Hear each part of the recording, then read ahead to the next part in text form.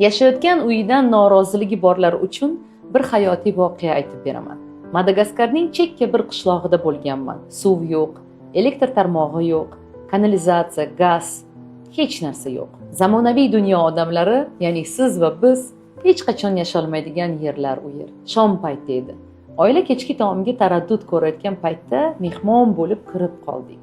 Oddiy Madagaskarni bir chekkasida yashaydigan aholining yashash tarzini ko'rsatmoqchiman. Bular nima qilishyapti? What are they doing? Tell me. They're cooking. Okay, dinner time. Can I see what they cooking? Pita. Banana. Banana. Wow! Banana. Azizlar, mana bananadan ovqatcha. Shunchaki buni qarang. Oddiylik, samimiylik, good smell. Yes. Sarafufna. Yaxshi hidi kelyapti degani. Biz esa endi mana bu chaylachani ichiga kiramiz. Mana ularning hayot tarzi, mana ularning bori. Kiramiz va bu oddiy odamlarning mana kravati, tushunishingiz uchun, mana kravat shunday ochadi, mana shu yerda yotadi. Mana narsasi bor yo'g'i shu. Mana shu oddiy oilaning shunchaki uychasi mana. Nechta odam bu yerda yashaydi? 8. Yeah, parents with children. Bir sekund uchun sizga fakt. Mana shu uyda, mana shu xonada, mana shu xonada, mana 3 metrga 2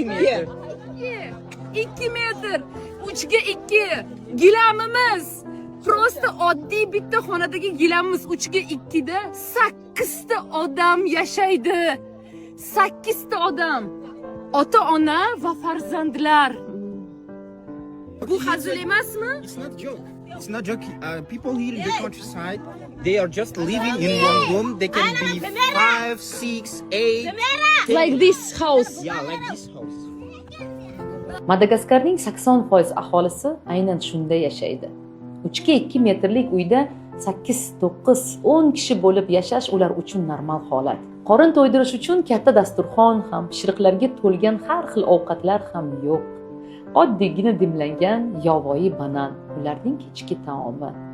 Hayratga tushdim. Kulgu bor, xotirjamlik bor, bir-birini qadrlash bor, tabassum bor, shikoyat yo'q. Shu kichkinagina 3 ga 2 xonadonda mana shu go'zal ayol o'zini turmush o'rtog'i bilan va 1, 2, 3, 4, 5 6 ta farzandi bilan yashaydi. 6-farzandi hozir dadasi bilan shunchaki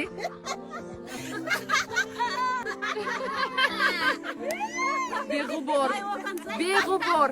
Mana shu xonadon, mana farzandlar, mana ayol va mani shunchaki fikrlarimni butkul o'zgartirgan va bugundan mana shu bittagina mana shu narsani ko'rganim o'zi umuman mana shu yerdagi fikrimni shuni sindirgan, parchalagan holat.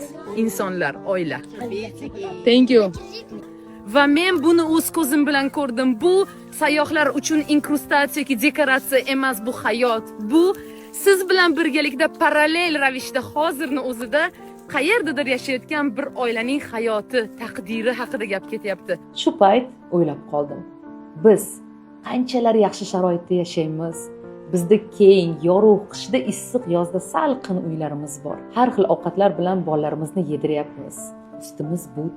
Hozirning o'zida dunyoning boshqa bir burchagida kimdir kechki ovqatga bir dona banan qovurib, butun oilasini yediryapti va shu uchun shukr qilyapti. Malagasiylar, ya'ni Madagaskar aholisi ham ko'p mehnat qiladigan xalq.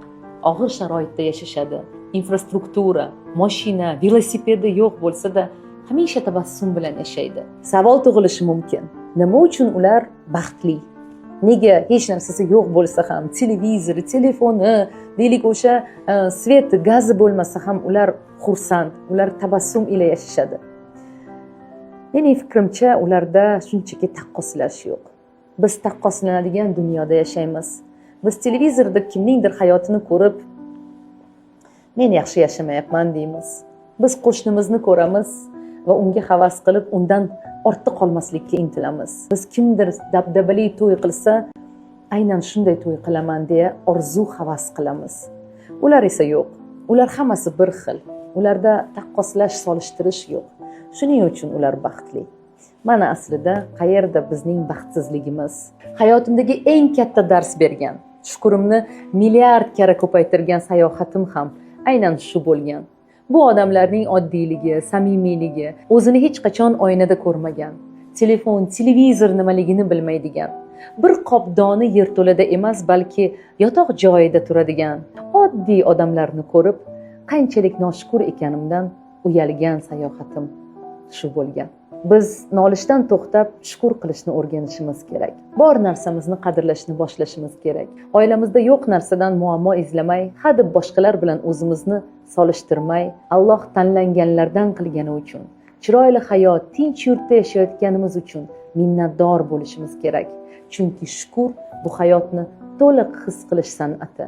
Bu ham qalban, ham ma'nan, ham moddiy jihatdan boy bo'lishning yagona yo'li.